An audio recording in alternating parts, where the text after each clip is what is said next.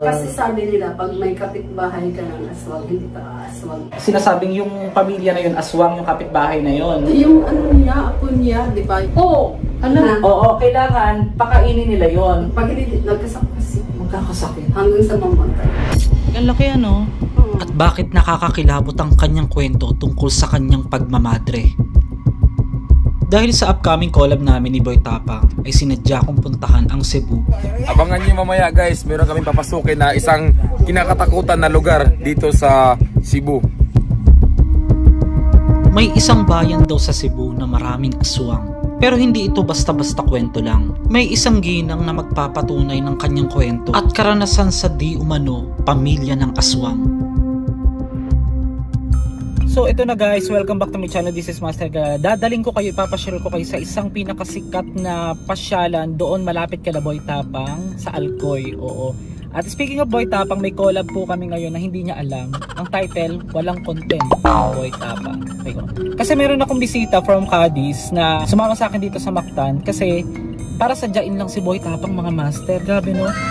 Gastos, pagod, oras, nilaan ko din para lang din matuloy itong collaboration na ito guys. Abangan nyo, walang kaalam-alam si Boy Tapang. Pupunta kami ngayon doon unexpectedly dahil lang sa walang content. May sorpresa ako sa kanya na hindi niya makakalimutan. Kagaya ng nangyari sa amin, hindi ko din makakalimutan with Aga si Ching. Abangan nyo yun guys. Paano pag wala doon si Boy Tapang? Hindi kasi nagre-reply si Ronnie. So paano gagawin natin? Hintayin? Katayin yung pinto. 100 lang, 107.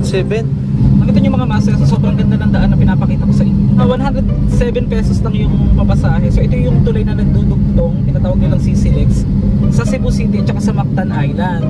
Sa part na yan, nandyan yung SMC side. Tapos ngayon, diretso na tayo ng south, papunta nga ng Alcoy, kila Boy Tapang mga master. Nagkakahalaga ng 33 billion pesos at may haba na 8.9 kilometer ang expressway na ito. SM, may bagong team sa SM. Si Bina Morales na raw ang kukunin na nagakanta.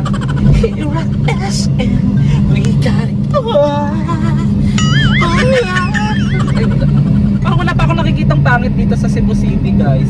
Kahit tao, magaganda, Pati yung boses. pati tomboy. Maganda ang mga tomboy guys.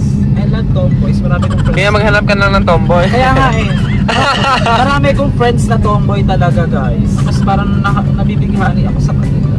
Dati kasabi ko pa kumakain yung best friend kong tomboy ng first year high school. Na miss ko yun guys. Ano mo yun? Sabay pa kami kumakain sa isang kainan, Tupperware. Mahilig magkamay yun eh. Pakahilig magkamay. Nakakamay habang kumakain guys. Shoutout sa'yo Rose and De Leon. Love you. Ewan ko ba guys, lagi akong wala sa mood.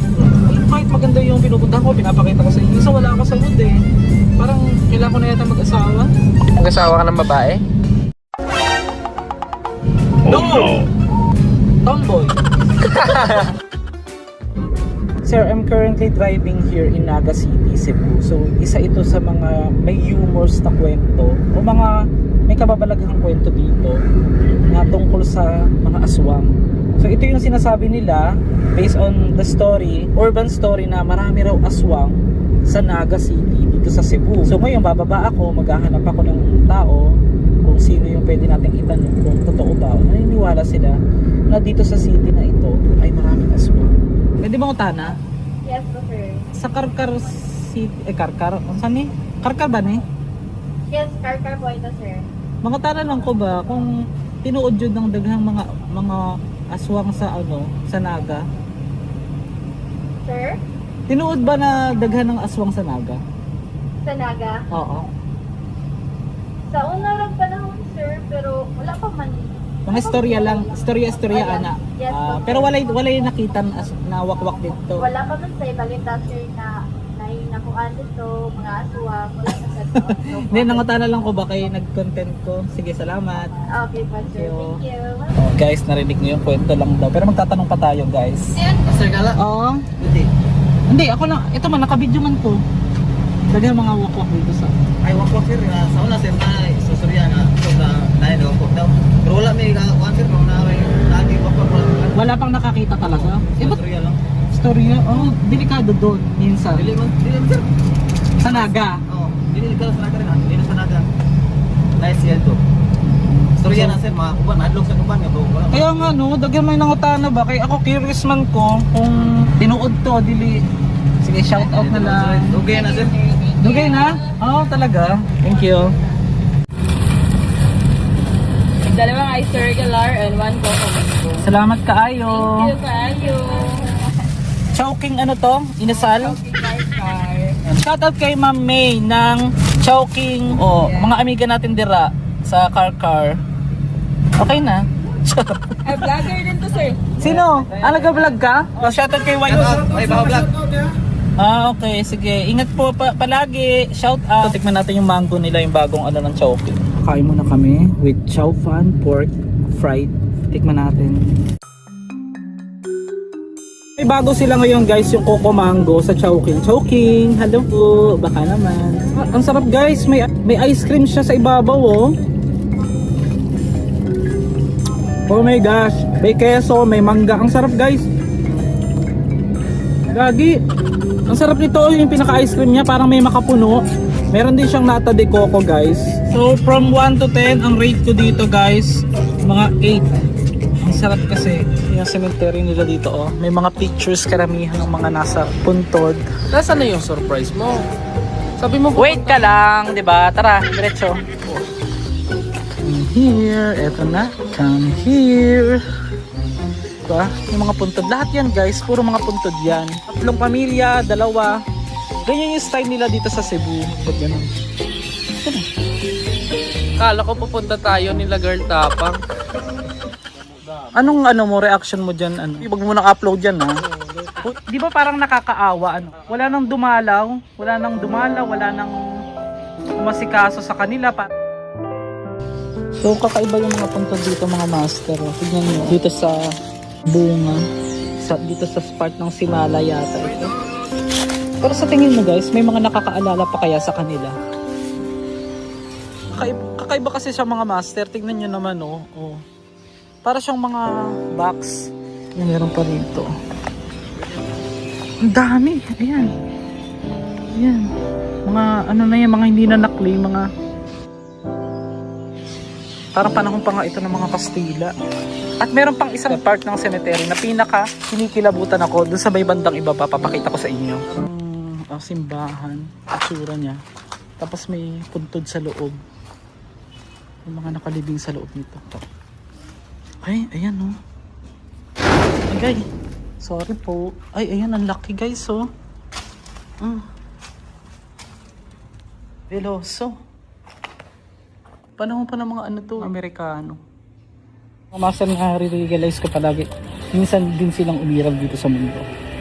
Deserve ba nila ang maayos na libingan? Para sa akin, oo naman. Since kakaiba yung itsura ng mga libingan dito sa Cebu, nakakagulat, nakaka-amaze, at nakakalungkot yung mga sinapit ng ibang mga nakahimlay dito.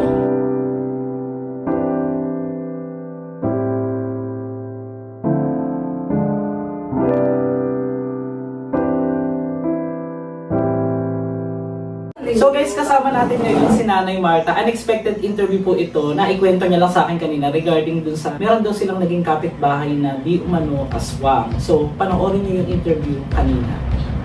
Hi! Hello guys! Nandito si Master Gala. Nagbablog din siya. Hello po. Ay, hello po. Ano pang name nyo? Nagulat ako, meron tayong subscriber dito na isang senior citizen. Hello po sa lahat po ng senior citizen dyan na ating subscribers, especially dito din sa ating Sana subscriber na panoorin si... ninyo Marta Gakayan Channel. Ay, ano po yung mga vlog nyo po? Personal lang. Ay, hindi ka matatakotin, Nay. Hindi ako na matatatakot. Ano yung sa tingin mo yung creepy talaga? Yung sabihin mo na kinilabutan ka doon sa mga video Ano ko? ako kinilabutan sa video mo kasi ano. Sige, Nay, unfollow nyo na po ako. Pagka ganyan, Nay, unfollow nyo na lang po ako. Hindi, charot. Mark, ang laki ano. Oo. Pero meron pong kayong sinabi kanina, you never been. Ano ako sa RBM. Oh, parang Dating madre. RBM postulant Parang sa ako. madre po kayo. Oo, nagdating RBM postulant. Sabi mo kanina, NBS, ano? NBSP. Na boyfriend since birth. OMG, at the age of 60. 62 na ngayon. Hindi mo naranasan magka-jowa? Hindi.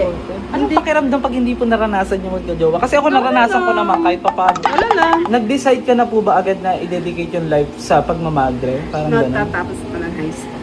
Pagkatapos ng high school. Wala pong nag-push. Walang nag-push kasi dati, graduating ako sa high school, may doon, may search in Encounter Christ doon. Tapos pumunta kami doon, boss ko, doon kami nag-decide.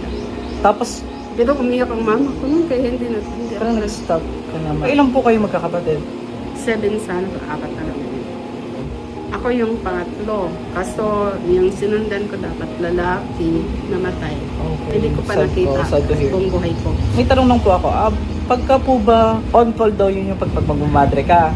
Ngayon, hanggang ano po? Postulant lang. Ano po ibig sabihin ng postulant? Hanggang Yun bang pagkatapos ng postulant mag-note? mga ilang taon po kayo nun? Hindi lang umabot ng kasi sabi ng yung motivation to the hindi talaga pang madre kasi it's an escape. Kasi masyadong naipit yung tatay ko. Pero hindi po kayo naging official na madre? Hindi po? Hindi pa, kasi hindi pa ako nakahabit. Ilang taon po yung pagmamadre? I mean, bago maging ganap na madre ang isang... Kasi doon sa RPM, naman ko lang ngayon, yung kasi 1 year postulancy, tapos yung novice, depende yun sa'yo. Based on experience and mga stories din na nakukuha ko sa mga ganyan, totoo po ba na may mga, minsan may mga, alam mo naman, may a lot of gossips na may mga nabubuntis daw na madre? Yung yung dati may bandre na lumabas talaga. Kasi may kadit para siya. May kaday pala. Lumabas talaga siya sa pagmamadre. Mga ilang taon na siya ng madre. Kasi naman yung gustong magmadre yung mga parents niya. Tapos sinunod niya yung yung parents niya. Ilang taon na siya sa madre. Sabi, ako naman. Sarili ko naman. Pwede po pala yun. Lumabas siya kasi nung mayroon silang nag-form siya ng community. Mayroon siyang na-met na taga-abroad. So, pwede po pala na kahit naging madre ka na, tapos nag-decide ka na mag-aasawa, okay yun. Lumabas na siya sa pagkamadre. Marami naman. Pero ako, I will not judge any people kasi mga kanya-kanyang story yan, guys. Hindi naman porket madre, iisipin mo na hindi pwedeng mangyari yun, di ba? Kahit nga pare, nangyayari din yun, di ba? Mayroon nga doon. Ang mahalaga, maging honest tayo. 12 years na siya sa pagpapare. Tapos agpoy siya ng masyadong maganda. Shout out din po sa ating mga madre ng mga subscribers dyan. Hello! Siguro makikita naman nila ako. Ha? Can I go inside? Okay. Kahit sandali lang po, yung sa aswang. Siya, yung mag-asawa na sila, kakapit-bahay tayo Maria namin, pakila. Ibig sabihin po parang sinasabi nyo na may kapitbahay po kayong aswang? Oo. Doon sa kanang kuwan, kapit-bahay kami din. Pag sabi na, may yung apo, sinasabihan nila na itinakda. Yan ang sabi nila. Itinakda yung apo. Yung isabi nila, yan, itinakdang maging aswang kasi namatay na yung lolo. Tapos sabi nila, itinakda daw. Tapos nung una kasi, iba yung pangalan. Bakit ganyan ang pangalan siya? Itinakda. Wala.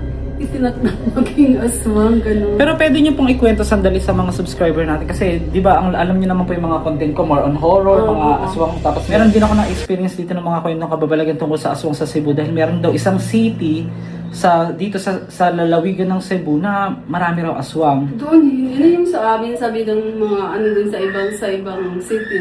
Yung lugar daw namin, na na daw, marami daw nagsasabi na marami ng aswang doon. Kasi mayroon kaming galing probinsya sila, tapos aswang daw yun sila, pati yung anak. Maaari nyo po bang i-share yung sinasabi nyo kanina na nakita nyo on act, yung nagbabago yung anyo ng tao na yon? Hindi naman siya nagbago. Yung mata niya naging lang, puti, wala nang pupils. Wala nang itim. Wala nang itim. Tapos akala ko ba, inatake siya ng sabi ko, ano nangyari sa kanya?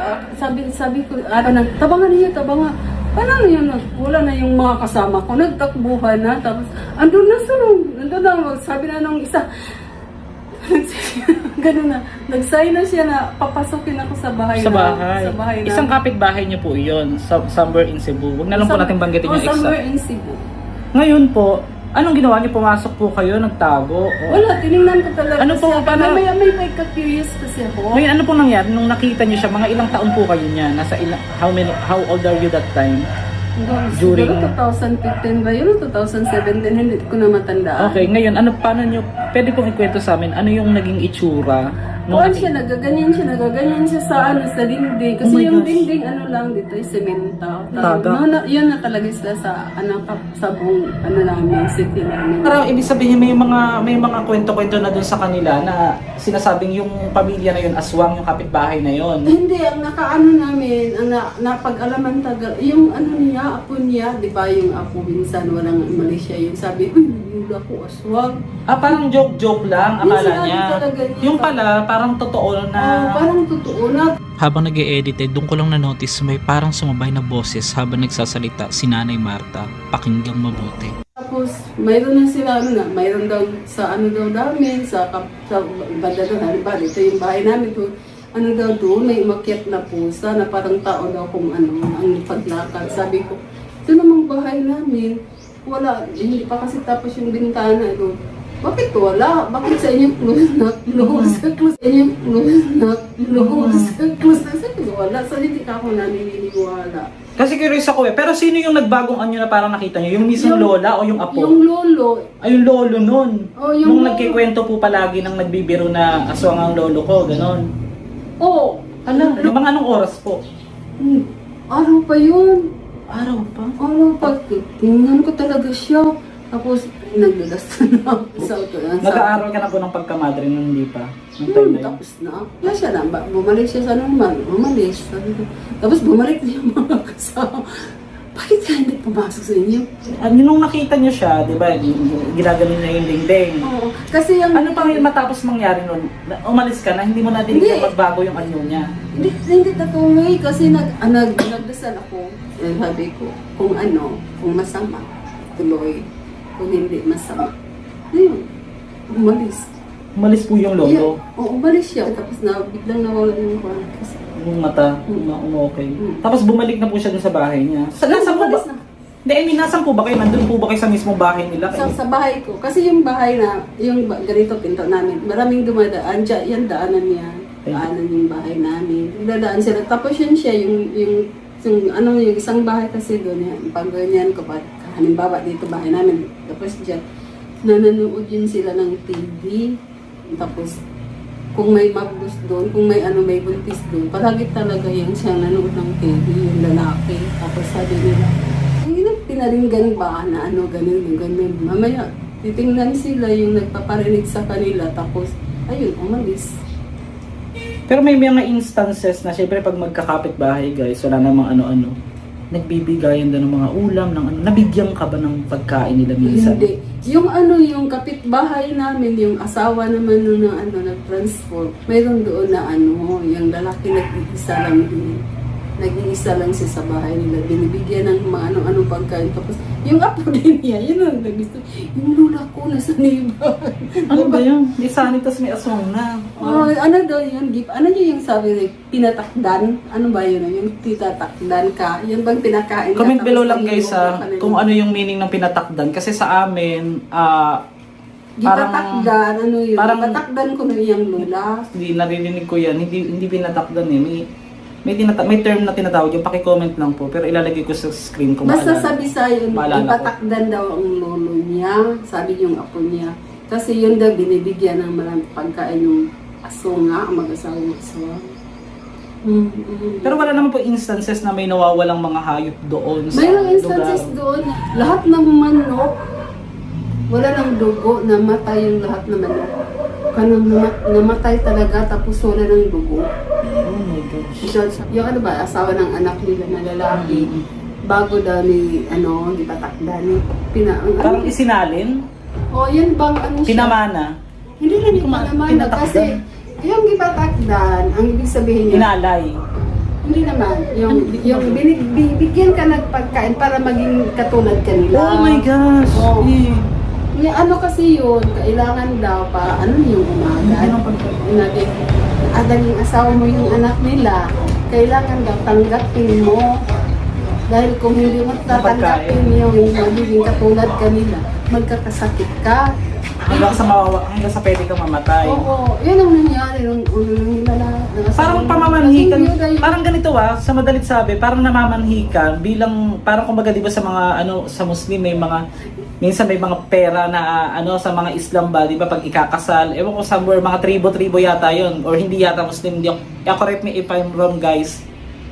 Ngayon, sa kanila naman, yung may aswang naman, parang kailangan, pag tinanggap mo yung pagkain, parang tanggapin mo yun. Pag kinain mo yun, welcome. Pag kinain mo yun, magiging katulad kanila.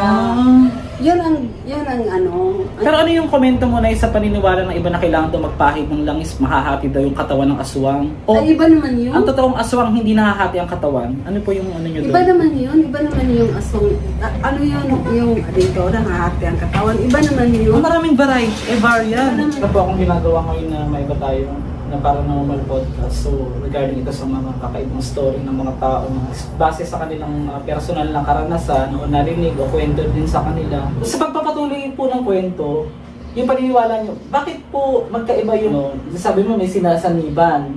Hindi sanib, iba yun. Hindi iwan ko kung anong term noon sa Tagalog kasi Bisaya kami. Gipatakdan? Yung gipatakdan sa amin, maging isa ka sa kanila.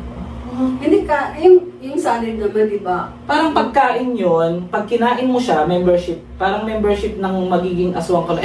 Membership. Ano yan, na-trip lang nila na gusto nilang maging isa ka sa kanila. At hindi kailangan, kunyari, nanligaw yung kamag-anak nun sa hindi naman aswang, aswang yung pamilya nila. Nagustuhan niya yung lalaki or yung babae. Tapos pag naging asawa na niya. Oo, kailangan pakainin nila yon. Pag hindi tinanggap, pag hindi magkakasakit. hanggang sa mamatay. Ng pagkakalang. Okay. Pwede yun sa yung kapitbahay namin na namatay talaga yung asawang lalaki nang naging biyuda talaga yung anak ng aswang. Namatay talaga. Nagkasakit na talaga. Tapos, yung kapitbahay nila maraming mga manok. Yung manok na talaga yung manok pinamamatay. Yung kapitbahay, wala ng ulo, wala ng namatay na. Tinanggalan ng ulo yung mga manok. Mga ilang manok po yun?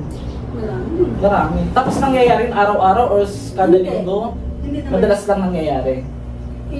Basta sa term nila noon, umagad yung bang, halimbawa ikaw inakatapos, ang anak mo na naging asawa na tapos ang tawag, iba mayroon ng nila, may bayaw, may ano. May mga ganun, yung mga salita? Halimbawa ako, mayroon akong anak, tapos naging asawa niya yung Aswang. Anong tawag nun yung naging asawa niya? Biyanan. Biyanan. Tapos yung anak, naging son-in-law sa English. Yung son-in-law nila, gusto siguro nilang magiging katulad nila. Pag recording naman sa mga manok, may nawawala. Meron naman bang nabalita dun sa parte ninyo na may sinasabi kang kapitbahay ninyo? Tao naman ang nawala. Wala naman. Walang nawala. Kasi sabi nila, pag may kapitbahay ka ng aswang, hindi ka aswangin. Ngayon ko lang. Totoo? Hindi yun ang sabi nila. Aswang sila dun sa malayo, pero hindi sa kapitbahay. Hindi sa kapitbahay. Kasi nga magbubuking sila agad. Sa bagay, oo. May point. Mas mabuti pa daw na kapitbahay mga aswang kaysa magnanakaw. Kaya pala may kasabihang gano'n. Pero may tatanong ako sa inay. Regarding naman doon sa pagpapalitan nyo man ang sinasabi mong aswang, anong tawag doon sa nahahati daw yung katawan? Kailangan doon magpahid ng langis tuwing alas 12, wakwak? Hindi, iba. May ibang tawag doon eh. Pero naniniwala ka kasi based my experience na yan, kung napanood mo yung vlog ko. Marami, magtatanong ako, marami yun. Ano yun? Kahit na mayroon ako na-experience na hindi ako basta-basta naniniwala. Basta, kasi kahit na nga nakikita ko, hindi ko na pinaniniwalaan. Sabi ko, baka hallucination ko lang. Parang sa'yo, hindi parang importante is to believe, to feel. Kasi nakita na to si is to believe, hindi naman na nakikita mo. Baka sa isip mo lang yun. Okay, sa bagay, kanya-kanya naman po tayo na alam. Tanong ko lang, ano yung worst ever nyo po? Yung pinaka nakakatakot na na-experience nyo dun sa aswang na yan? Yun lang. Yung nagpapalitan nyo siya? Oo, yun lang. Tapos hindi naman ako natakot doon. Diningan ko lang siya kasi may curiosity. Kasi curiosity. Kasi curious ako. Kasi yung mga kapitbahay namin nagsasabi na gano'n, parami ka parang gano'n, totoo ba talaga yun? Totoo ba talaga na may ganon? Sabi naman yung isa, iwan ko lang na Hindi ko pa rin naranasan. So parang kahit kayo, Kahit magkakapit-bahay na kayo, may nagtatanong pa rin na, meron Hindi pa rin... ako lang ang parating nagtatanong kasi ako lang Hindi, curious. at saka bukod pa po doon, may nagkikwento doon na sinasabi mo pinagyayabang mo eh, di ba? Kaya kasi... Yung lolo niya, lolo ko. Hindi, yung isip bata ba na walang mali siya. Kwentong bata na parang Walang inaano niya. mali siya. Parang binibida lang niya. Pero sa mga multo, since di ba sabi mo na dati nagmadre ka doon sa isang kumbento, wag na lang nating Yun banggitin. na, isang misis. Yun nga, yung parang may naliligo ka noon. So anong masasabi mo? Na-meet mo na si Boy Tapang yun sa personal. Wala ka na salita eh. Naulaw ka? Nahiya ka? Hala? Natiklop ka? Dali na picture na kayo. Namumula oh! Ito na guys! Oh my gosh! Yan! Tambay lang ba? Oh, ito na, di ba? Wag mapula, ba't ang pula mo? Ito. Kasi sa gitna ka. Sa gitna. 3, 2, 1. Isa pa. Abangan nyo mamaya guys, meron kaming papasukin na isang kinakatakutan na lugar dito sa Cebu. So abangan nyo mamaya kung gano'n nga ba katotoo itong lugar na papasukin namin. Talagang andun yung thrill, andun yung takot, andun yung tapang, andun yung kalasingan. Siyempre, siyempre dala kami tuba eh. At abangan nyo din kung paano i-handle ni Boy Tapang ang kanyang tapang mamaya. Siyempre. Kasi meron akong gagawing surprise content sa kanya na hindi ko pa sasabihin ngayon. Siyempre, kaya Alam nga ko na, meron pala. kaya nga Alam ko surprise na eh. Pero ngayon. walang prank to ah. Serious alam to. Flex ko na lang. Abangan mo mamaya. Flex ko na lang oh. Basta may dala akong camera. Flex ko na lang guys. Ay, sana all. Tara, Ay, may balat uy, ka? ano yun, ha? Balat ba yan o ano? Oh, ano yan? Kaya yung birthmark ba? Ay nga, balat nga. Gani. Balat. Gani. Balat nga ni... Abangan nyo guys. Abangan nyo. Yan. A few moments later. So ito yung isa sa pinagmamalaki nila Boy Tapang. Pinko Beach or Alcoy naman. Pinong-pino ang kanilang sand.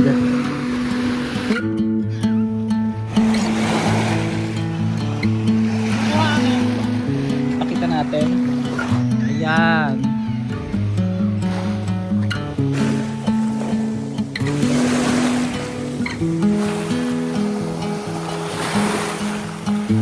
Kaya yan, suggested ko sa inyo pag pupunta kayo dito, agahan nyo para makikita ninyo walang masyadong tao.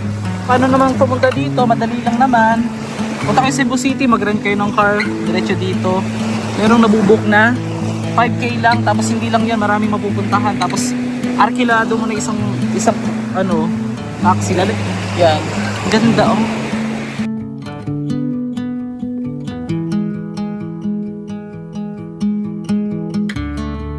Ang ganda po. We're now here in Tinco Beach 2. Pinagmamalaki ng Alcoy, Cebu. Comment below kung nakarating ka na dito.